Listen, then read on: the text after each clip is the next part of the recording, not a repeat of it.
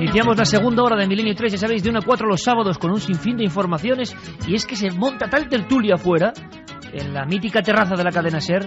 Estábamos todos juntos debatiendo, y ahora es que Juanje está junto a David Zurdo mirando la pantalla. Juanje, ¿por qué lo estabas mirando? Te quedas alucinado, ¿no? ¿Qué es lo que ves? Porque tú lo habías visto hasta ahora. No lo había visto, y entonces pues tenía una curiosidad tremenda.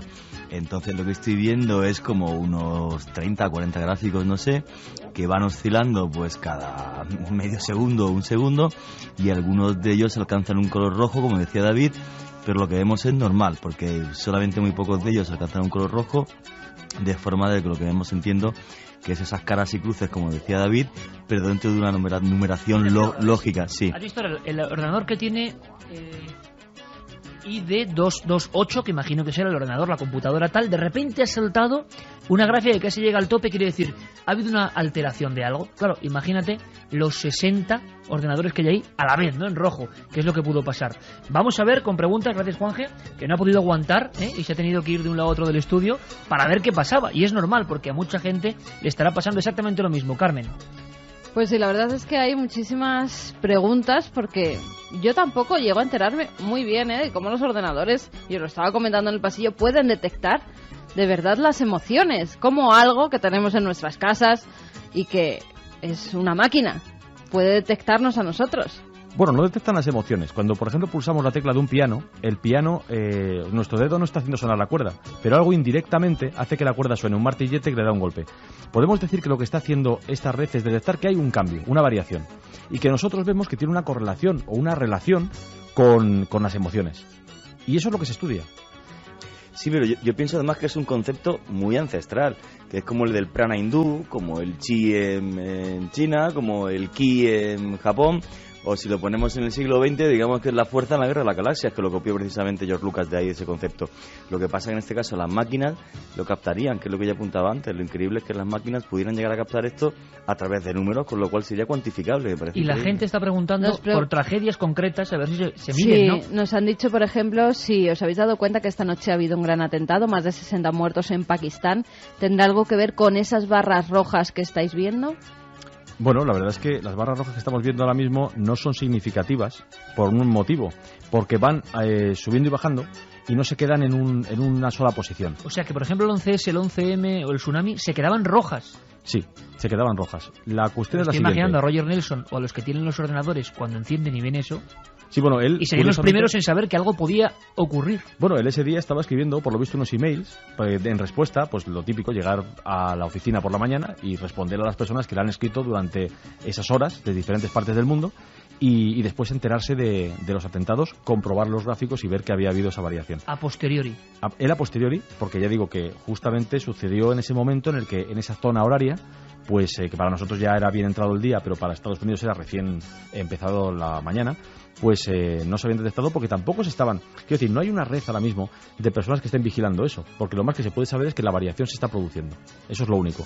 En la propia página web del proyecto se pueden ver algunos de los gráficos que han sido pues cortados para que se vea dónde han sido las variaciones y ver hasta qué punto han sido graves. ¿Hay algún archivo donde se acumulan informaciones de otro tiempo para poder consultar cuál era el estado de la pantalla en tal momento? Sí, en la página principal que hemos dicho, si alguien va explorando por ahí, va encontrando artículos, explicaciones de cómo funciona el proyecto, etcétera, etcétera. Ahí toda la información, ya digo que es pública. Está para que todo el mundo la pueda tener. Habíamos dejado el asunto con Carmen. Nos preguntan también si alguna vez se ha disparado la estadística sin que haya ocurrido nada emocional a nivel global. Qué interesante.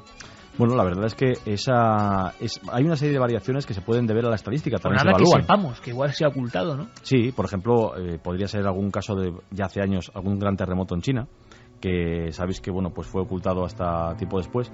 Las variaciones sí se dan, es decir... ¿El último terremoto de China? Sí, claro, por supuesto. Ya digo, cuando hay muertes por medio, siempre hay variaciones. Lo cierto también es que, como estamos en una época globalizada, por ejemplo, un atentado como el de Pakistán de hoy, quizás se ha convertido, por desgracia, ya en algo casi común. Y no produce el mismo impacto. Altera, claro. Claro, no altera tanto como otros hechos, como el que comentaba Santi, por ejemplo, incluso la muerte del Papa, que no es un hecho ni triste ni no triste. Es decir, una persona mayor que llega al final de su vida, pues se puede decir que es normal. Pero sí que produce un impacto emocional en los fieles y en general en todo el mundo. Si me permites, Carmen comentaba antes cómo pueden detectar o cómo pueden las máquinas captar. Últimamente se están haciendo desde muchas universidades muy prestigiosas trabajos sobre lo que se llaman interfaces cerebro-computadora. Es decir, máquinas que son capaces de leer ondas cerebrales que emergen del cerebro y que las interpreta mediante también programas muy complejos. Es decir, la interfaz como tal no es lo complejo, sino el programa informático que interpreta las señales. Y al parecer en China han llegado, no como por ejemplo en España, en la Universidad de Málaga por ejemplo, tienen un departamento que se dedica a ello y que consiguen controlar un pequeño videojuego de un coche que se controla con la mente, sin tocarlo. Sin embargo, en China, al parecer han conseguido hacer una comunicación de palabras, una comunicación casi telepática, de palabras sencillas entre dos personas que estaban a gran distancia, sin hablar, por supuesto, solamente con sus pensamientos. Bueno, quizá lo que ocurre es que el proyecto Conciencia Global en este caso es una vertiente de algo que estamos empezando a conocer y que detectamos de una manera que todavía no comprendemos bien.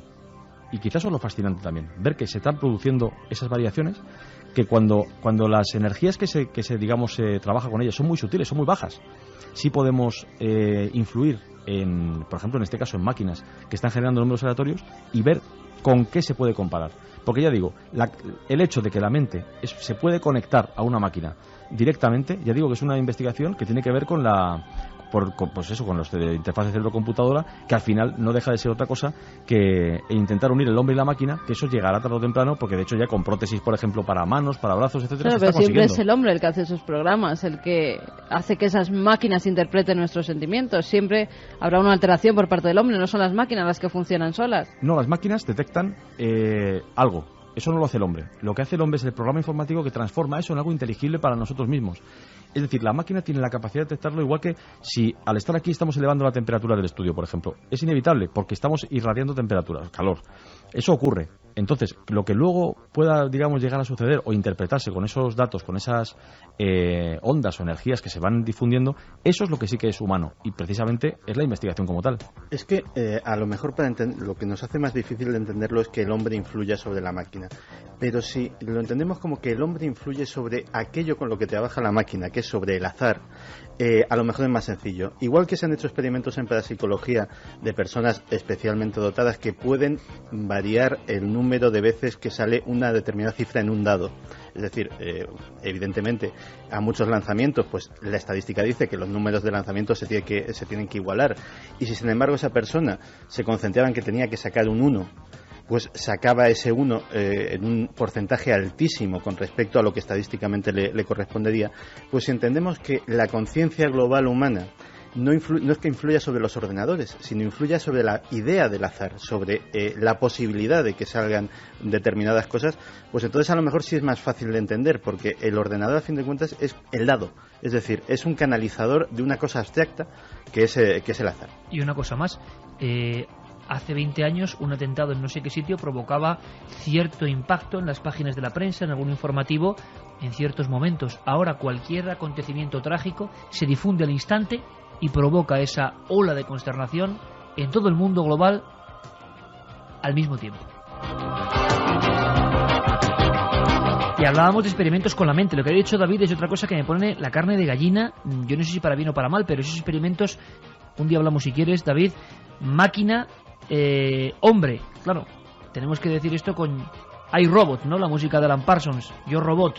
Eso que nos parecía el Golem, ¿no? Algo lejanísimo, legendario, y que puede estar. Hacía un par de años se daba una noticia que corrió sin pena ni gloria por la prensa, pequeños breves. Una persona deficiente, creo que era en Canadá, había logrado mover un software era práctico para él, para poder escribir solo con la mente, y pasó sin pena ni gloria. Y uno dice, pero caramba, estas son las noticias escondidas que son un paso más allá, ¿no? Son la frontera. Esto tiene una vertiente negativa, efectivamente, como has dicho. La parte positiva es la aplicación, por ejemplo, en minusvalías, o simplemente incluso hacernos cada vez más capaces. Es decir, nos pueden, permitir hacer actividades que ahora mismo son impensables, pero tienen la parte negativa. La lectura de pensamiento implica también la posibilidad del control. Y la posibilidad de control por parte de gobiernos, por ejemplo, y que creo que es uno de los temas más tremendos con el que nos vamos a enfrentar, porque es otro gran tema también, porque existe el control indirecto y directo mediante incluso microchips, que ya no hace falta ni operar siquiera a alguien para implantárselo, y son cuestiones muy peliagudas que quizá a partir del 11S se están barajando en el mundo muy en serio. No solamente eso, en el ámbito militar se está investigando en este tipo de cosas, en este tipo de interfaces a los que se refería David, y de hecho a día de hoy en los campos de batalla como Irak, por ejemplo, hay cosas menos sofisticadas, pero hay ya modos de comunicación electrónica muy adelantados entre los soldados, de tal manera que son dirigidos como, pues para hacer una idea, como en Alien, por ejemplo, desde una pantalla central el jefe del pelotón va viendo con camaritas lo que se ve en una cámara instalada en el arma del soldado. Curiosamente, el dato anecdótico es que esto no es tan funcional como parece. En algunas situaciones, como situaciones de emboscada, se ha descubierto que es contraproducente, porque de repente el pánico que sentía un soldado ya no era propio, ya lo escuchaban por sus cascos, por sus auriculares, todos los soldados de la unidad, y de repente esa unidad que estaba perfectamente formada, cuando decía, están por todos lados, nos van a matar, cundía el pánico y huían aterrorizados por una situación que pues, se podía haber controlado de una forma tradicional. Así que a veces estas tecnologías militares no siempre son tan funcionales como Hablando parecen. de militares, Santi, y hablando de ejércitos misteriosos que están cobrando un papel importante y conspiranoico en el mundo, tu ficha de esta noche, de esa sección tan aplaudida, es sobre Blackwater. Un apuntito solo. En Estados Unidos hay una gigantesca base militar donde se entrena a los mejores francotiradores del mundo, donde se entrena a las fuerzas de élite de los países de la mitad de la Tierra, donde hay un lago artificial, donde hay un barco anclado para simular asaltos navales, donde hay instalaciones que parecen de ciencia ficción. El problema es que esa gigantesca base militar es de una empresa privada.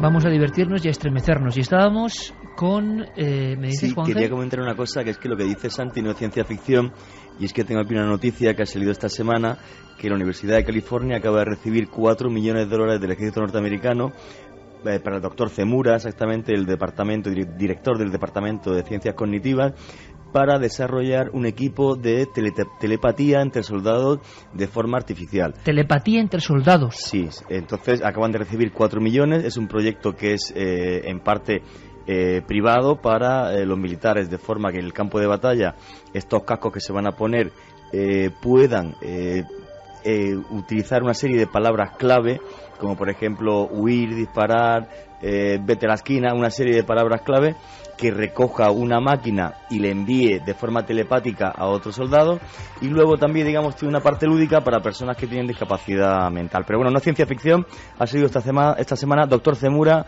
Universidad de California, $4 millones que da el ejército norteamericano.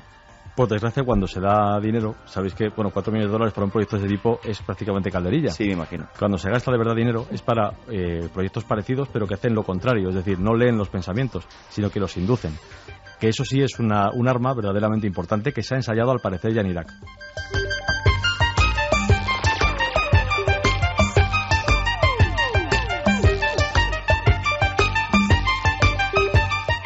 Asombrado estoy, menudo repaso por la mente y la máquina y sus infinitas posibilidades buenas y malas. Cielo e infierno, ¿no? Estábamos en ese proceso muy íntimo, pero que se convierte en público cuando se publica por medio de hospitales investigación sobre esa última frontera, ¿no? La mente, la muerte, la consciencia, y nos quedábamos con algunos testimonios, pero también incluso vamos a escuchar al doctor que está coordinando esta operación, que nos parece ya, o sea, está pasando todo esta semana, es increíble. Sí, además, fíjate, hay estudios anteriores que se hicieron con experiencias cercanas a la muerte, y en muchos de ellos, como los testimonios que vamos a pasar a escuchar a continuación, pues lo normal es que un día o dos antes de que una persona falleciera, normalmente veía a un familiar o a un amigo que o bien venía a por él, o bien esa persona salía del estado en el que se encontraba porque le decía que no era su tiempo. En todos los casos veían y nombraban a familiares cercanos o amigos que habían tenido mucho que ver con la familia. Vamos a escuchar esos dos testimonios seguidos, Yeray, el 2 y el 3, porque en uno vamos a ver cómo un familiar viene a por ella diciéndola que no es su tiempo, y en otro de los casos la experiencia es más religiosa. Según me iba acercando a la luz, comencé a distinguir diferentes figuras, personas diferentes, y recuerdo perfectamente que mi abuela me llamó. Me acerqué a ella y fue estupendo. Nadie te dice que te estás muriendo, solo vas sintiendo cosas. No me importaba lo que dejaba atrás. Y vi algo así como un espíritu, como si fuese la Virgen María caminando delante de mí, y dije, oh Dios mío.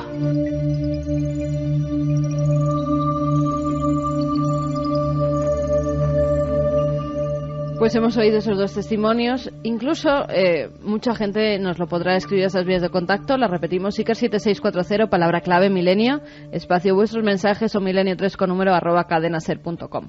Cuando hemos estado cerca de un moribundo, es cierto que muchas veces ven y llaman a familiares cercanos que ya fallecidos, siempre fallecidos, que vienen como a por ellos. Y lo que sienten, y hemos visto a estas personas, es un gran placer.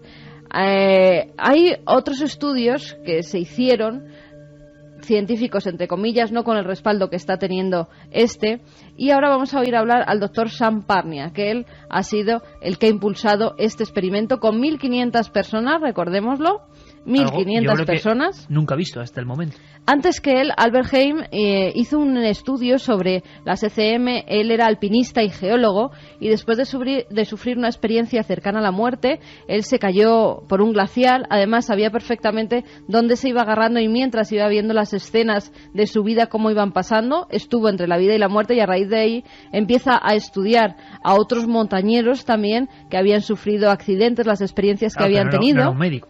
No era un médico. Él se dedica a recoger. Y hospitales es un caso único, ¿no? Bueno, a nivel de medicina, es un psicólogo, James Hipsall, en 1907 experimentó con enfermos terminales.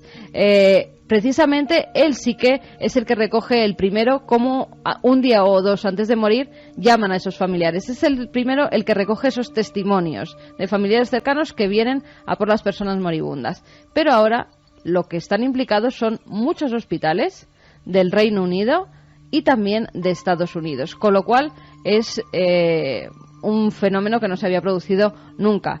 Todo impulsado, vamos a escucharle por el doctor Sam Parnia, que nos habla en uno de los primeros de los cortes sobre este estudio científico, por qué lo lleva a cabo.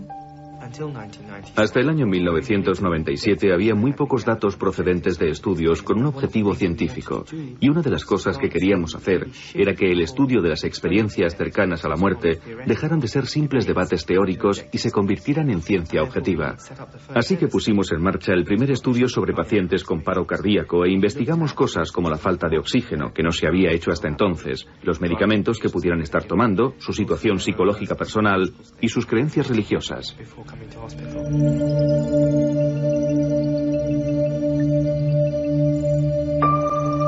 Pasa de ser parapsicología, malentendida, porque parapsicología es como decir que esto no sirve para nada, ¿no? Que esto no es científico. Cuando ya los médicos se ponen a investigar, entonces ya sí que le dan seriedad al asunto. Pero él nos habla de qué es la muerte clínica para él y cómo empiezan a investigar cuando los pacientes se encuentran en esa muerte clínica.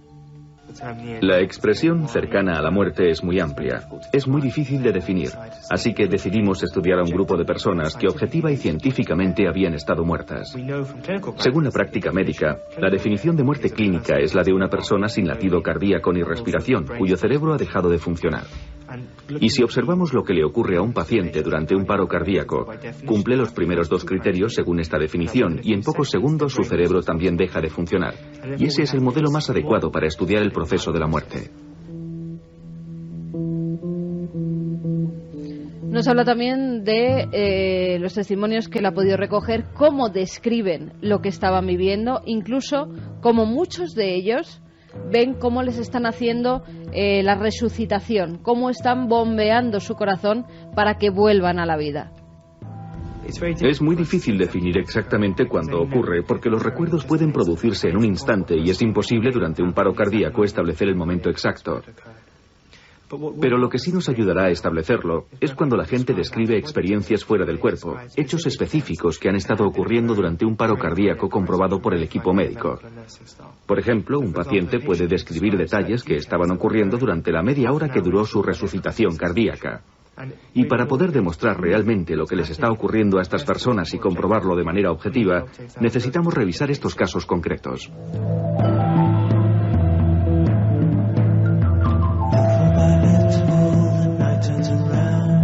Pues un experimento que tendremos que seguir paso a paso, Iker, porque me parece muy interesante. Por primera vez se va a llevar científicamente este experimento a cabo. Dice que va a durar 3 años, más o menos, recoger toda la información, y la verdad que creo que hemos avanzado muchísimo gracias a este médico al que acabamos de escuchar. Impresionante historia. Están coincidiendo varios experimentos realmente que darán que hablar, creemos. Nosotros mañana hacemos el nuestro, por si acaso, con David Zurdo, con psicólogos, con monitorización, presencia, sexto sentido. Vamos a ver qué surge, vamos a ver qué sale. Mañana lo veremos y lo viviremos en Cuarto Milenio.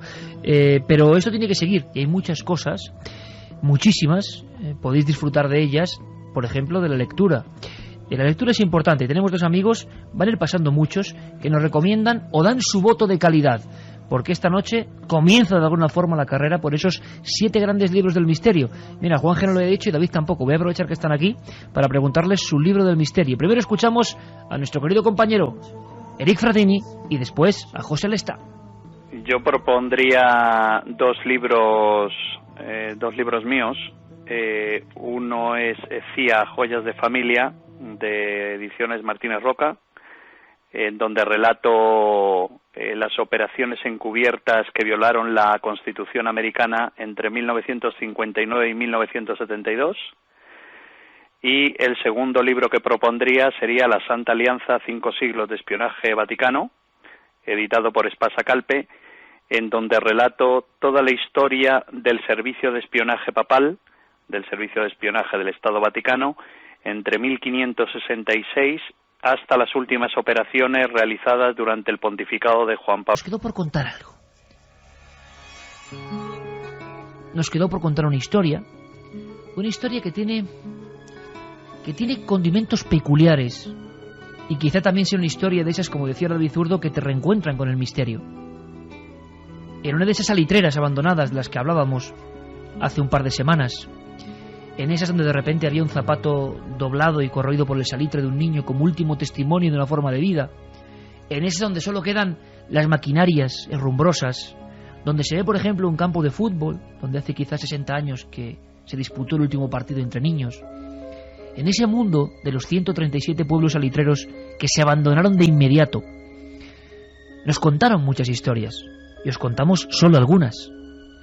Y hete aquí que una de estas noches, revisando el material que habíamos filmado y grabado, me encontré con una de las experiencias terroríficas, al menos como yo la sentí, como me la contaron, como nos la contaron, que más me ha impresionado de todas las que he registrado en mi vida, quizá por la fuerza iconográfica de algunas escenas que quiero que compartáis, y luego además, si queréis, lo debatimos.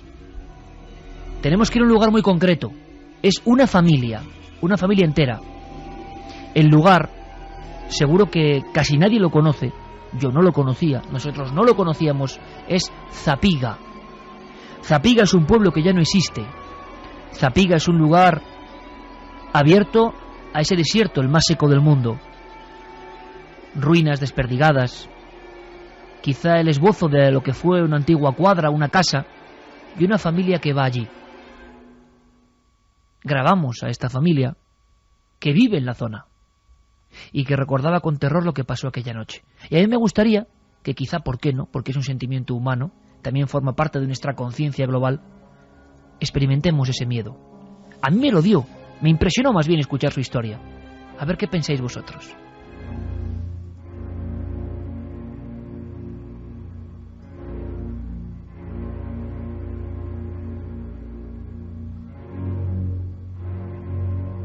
Es hora de regresar a los desiertos para narrar una historia terrorífica. Una historia que se nos cruzó en el camino de forma imprevista. En una vieja aldea muerta nos la contaron con la emoción y el miedo aún latiendo en la voz. Y así la registramos. Es la vivencia de una familia que sintió el terror profundo de lo sobrenatural en una noche que jamás podrán olvidar. Tenemos que viajar miles de kilómetros para visualizar Zapiga, ruinas que hoy son esqueleto de lo que antes fue un pueblo industrial y próspero. Muros de adobe donde ya nadie se detiene. Muros donde anida un silencio extraño. Ellos tuvieron la mala suerte de elegir precisamente este enclave para pasar una madrugada mirando a las estrellas.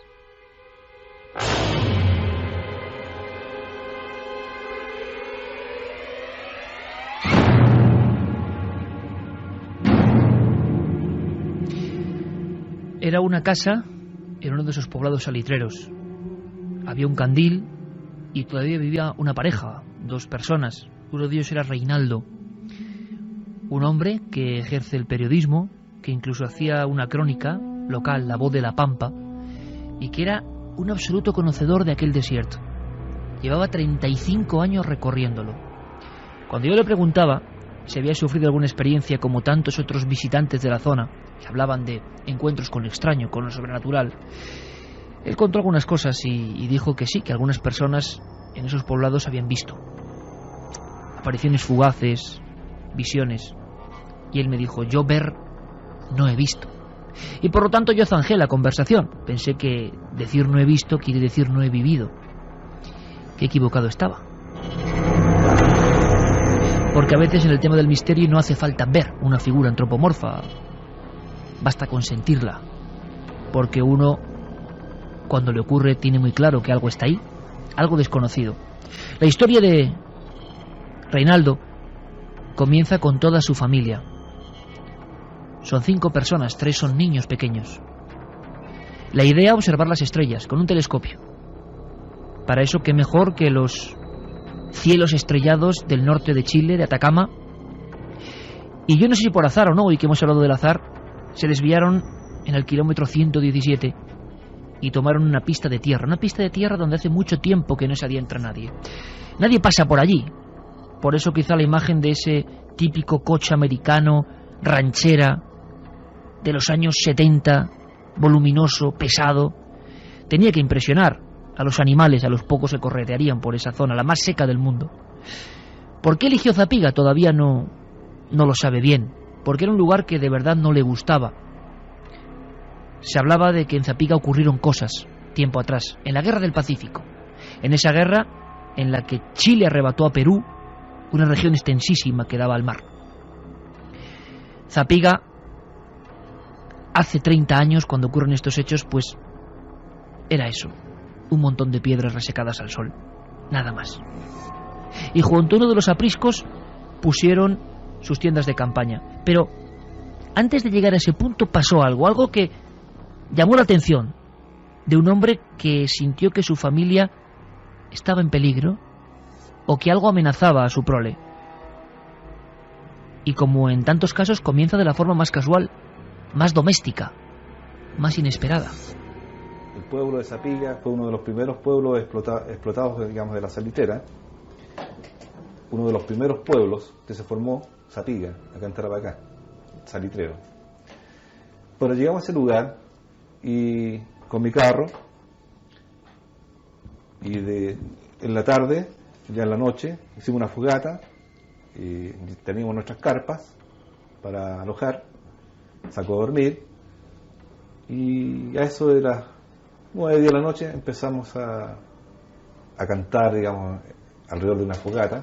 Mis hijos cantaban, todos ya, digamos, niños, en ese tiempo, y me dice, el niño me dice, papá, me dice, voy a ir al baño, me dice.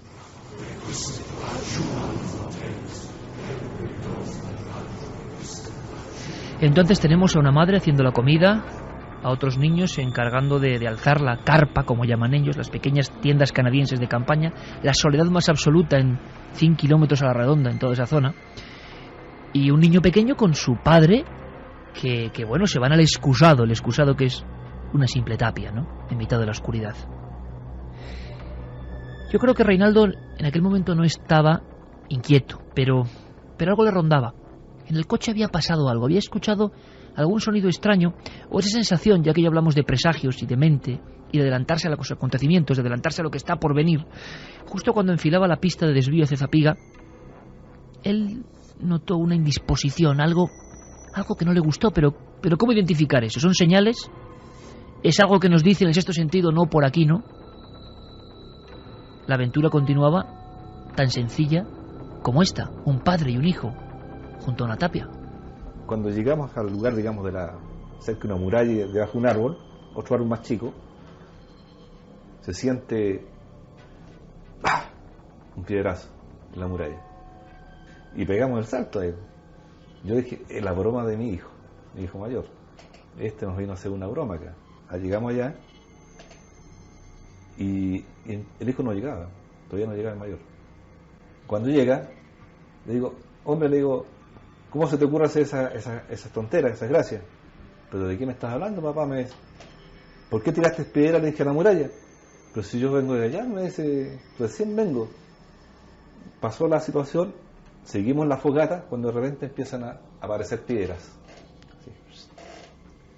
Y pasa aún así, tanto digamos una piedra así de este porte, por la cabeza de mi hijo. Entonces ya ahí no me gustó la cosa. Entonces dije, aquí algo pasa. Bueno, pesco la linterna y me voy a recorrer el lugar, digamos, de las ruinas, de las casas que había, casa por casa.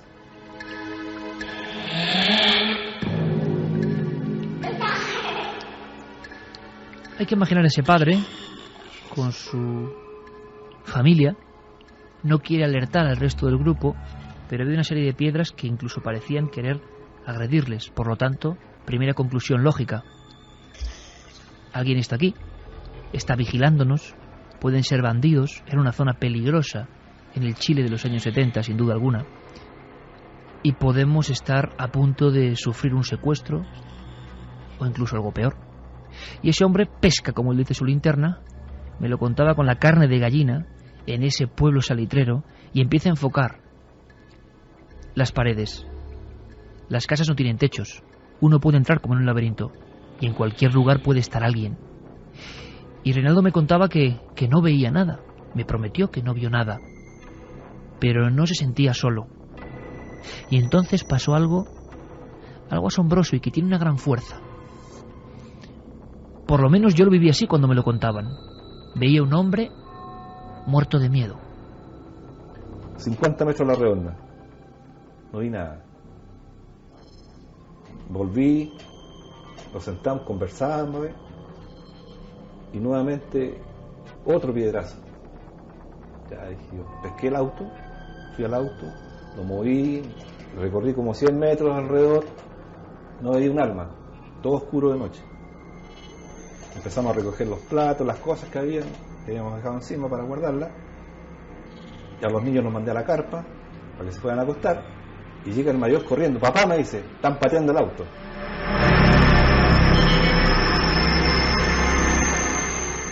Papá, están pateando el auto.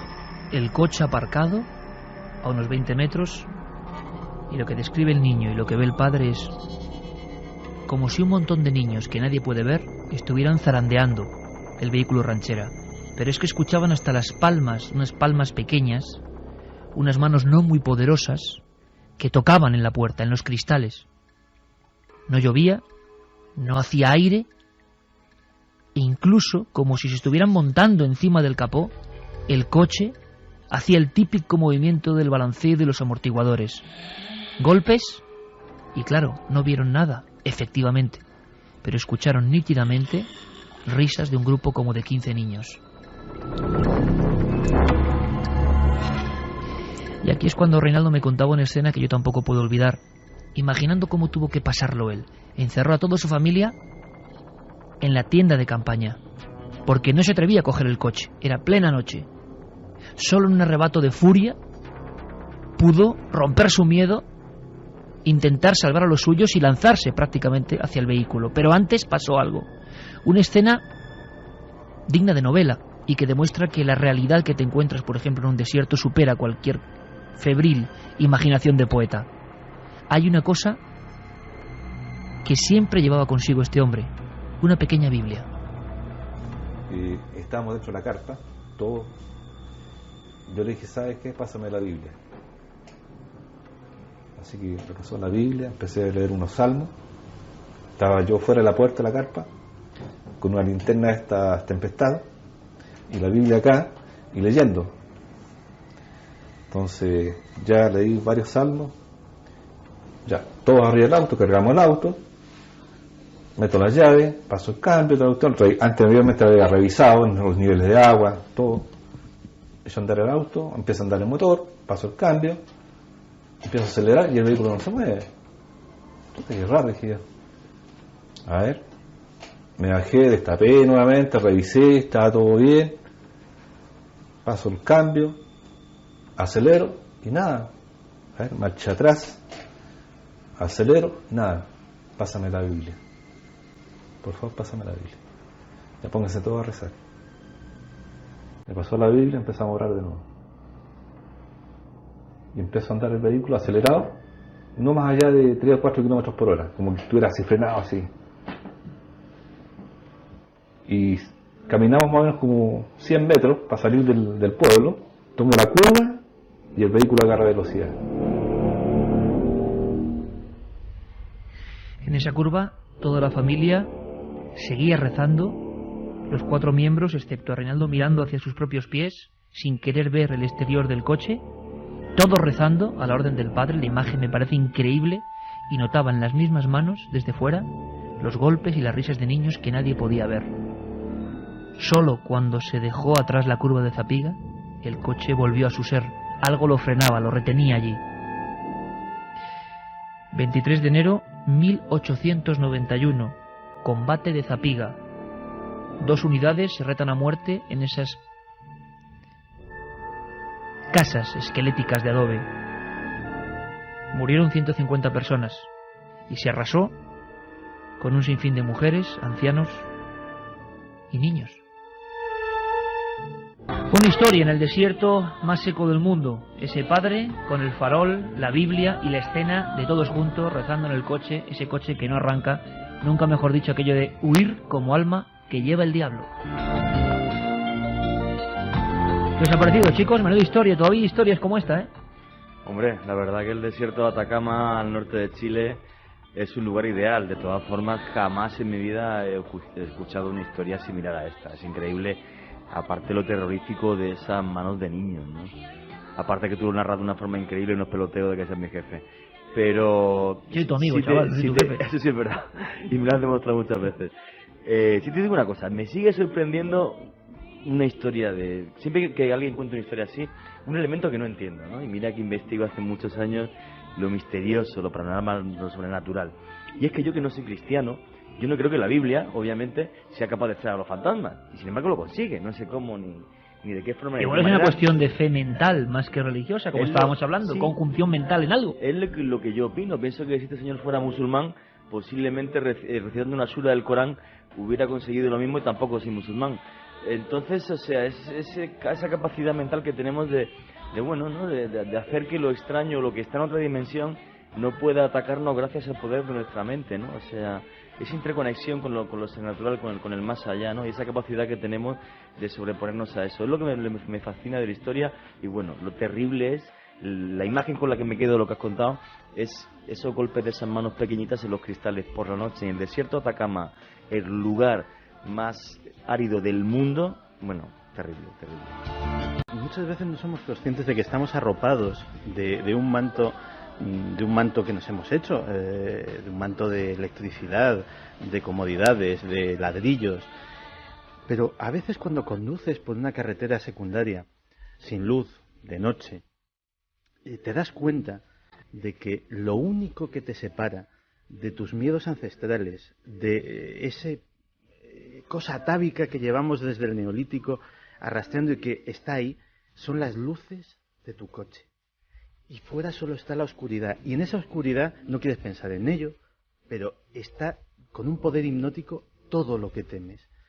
Y claro, uno piensa, ¿y qué pasa si eso de repente falla? Si esas luces se apagan, si ese coche no anda, pues a lo mejor todo aquello que espera en la oscuridad viene a por ti.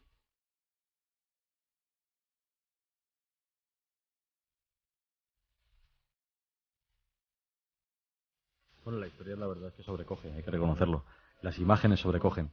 Pero sobre todo, hay una cosa que ha dicho Juanje que me parece muy curiosa, es que hablas de esa fuerza mental que puede vencer algo o conjurarlo en caso contrario, pues que no tiene que ver a veces con lo que uno crea o deje de creer o la relación que tiene con lo que está pasando. Y de hecho eso me recuerda a ciertos grupos de oración que existen sobre todo en Estados Unidos para producir efectos, a veces incluso cosas tan extrañas como matar bacterias, como curar enfermedades, como hacer que alguien que está en un hospital pues se ponga mejor, o un grupo de personas. Y en los que participan, de oración. Sí, grupos de oración en los que participan personas, curiosamente, que son completamente ateas. Vaya temazo, David. Como diría un buen amigo, Sebastián Vázquez, el poder de lo sacro, ¿no? De lo sagrado, del concepto de lo sagrado.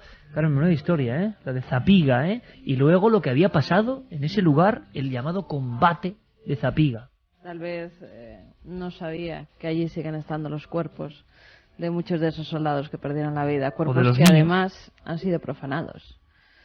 Tumbas que se pueden ver, incluso las fotografías de cómo han sido abiertos esos ataúdes en último intento de robar lo que fuera a esas personas que habían perdido la vida luchando, personas de su propio país, ¿no? Que habían perdido la vida luchando por él. Y ahí siguen tirados en medio del desierto porque están así. Y los ataúdes bien abiertos, profanados sus cuerpos, los huesos esparcidos por toda esa zona. He podido ver fotografías que nos enseñaron tanto en Chile como algunas que hay en internet. Y la verdad es que tal vez no supiera que este encuentro había sido en una zona de sangre, en una zona donde todavía los cadáveres siguen pidiendo justicia. Ahora Peter Geray que cierra la música por completo porque vienen unos sonidos aztecas, y tienen un sentido, tienen un auténtico sentido y vais a saber por qué. Primero, por favor, escuchad con toda la atención. Esto es un sonido que viene de lo remoto del tiempo, muy atrás en el tiempo, y ahora parece que tienen facultades o misterios que queremos descifrar. Escuchad.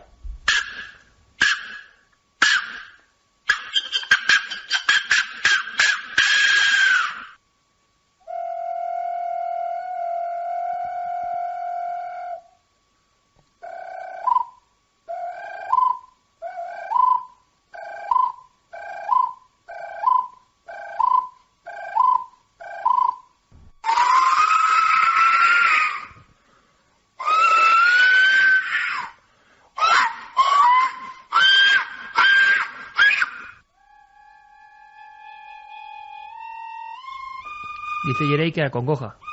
Sí, de otra forma, pero sí lo dice. Porque esto, ¿qué demonios es? Desde luego son sonidos, parecen una mezcla de sonidos y cosas animalescas, ¿no? Juanje, hay noticias sobre esto. Estos son sonidos con instrumentos exactamente iguales, recuperados. Parecen pájaros, ¿no? Sí, de lo azteca.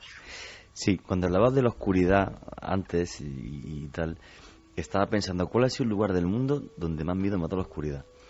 Y estaba a darle vueltas y está un poquito, está cerca de México y es en la selva del Darién en Panamá. Por cierto, un pequeño detalle, Juan, que nada más me lo dice Carlos Largo por vía interna. Sí. Roberto Velázquez son reproducciones a nivel arqueológico de cómo sonaba esto, que se llamaba en su tiempo, por algo será, los silbatos de la muerte. Sí, los silbatos de la muerte. En concreto ha sido el investigador alemán Reis Elgonon el que ha estado investigando este tipo de artefactos que han aparecido en algunas excavaciones aztecas en México, y el apunte que hacía Carmen me parece muy acertado. Reproducen lo que a mí me parece sonidos de algunos animales extraños o de la selva o del bosque, aunque también dicen que reproducirían lo que son ráfagas de viento o sonidos que se dan en las tormentas. Entonces, dentro de la cultura azteca o mexica era muy importante el mundo del inframundo, el mundo de los muertos, el mundo subterráneo.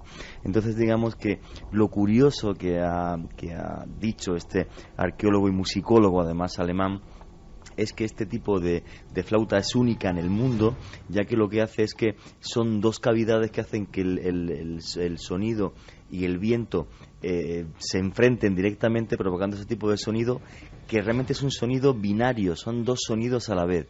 De forma que él dice que el cerebro, cuando durante mucho tiempo está procesando... Sonido binaural, de alguna forma antiguo.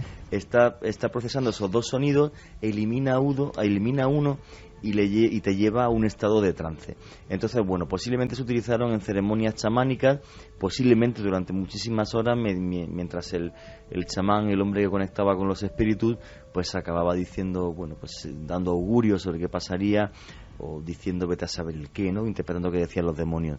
Realmente es un paso que nos acerca de una forma maravillosa a lo que fue el pasado de la humanidad y el pasado de ese continente amigo y hermano que es América. Pero fijaos qué cosa más curiosa, y porque mañana lo vamos en Cuarto Milenio, es que David para su experimento utiliza lo que se llama música binaural, que es diferente en un oído que en el otro, y que se empleaba para la hipnosis, y no por cualquiera, sino incluso se ha hablado de la CIA, de militares americanos, y eso de alguna forma ya lo sabían los chamanes americanos tanto tiempo atrás para llegar a lo mismo, el trance. Bueno, ya utilizaban sonidos para alterar la conciencia, que es algo que se ha hecho a lo largo de toda la historia. Tremendo, ¿eh? Aparte que creían que eran los sonidos del inframundo en muchas ocasiones, sí, ¿verdad? Sí, que les llevaban a esos otros mundos, y que los aztecas creían que ese viento del norte venía de la tierra de los muertos, así lo llamaban.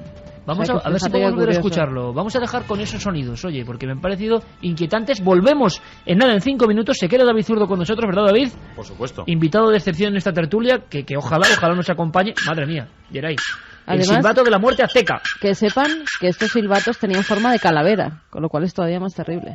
Lo tienen todo. A la vuelta, esa vasija con su descubridor, Frank Godio, que pone Jesús el Mago. Blackwater, el ejército profesional y extraño. Se está hablando mucho de él. Todo eso y más a la vuelta.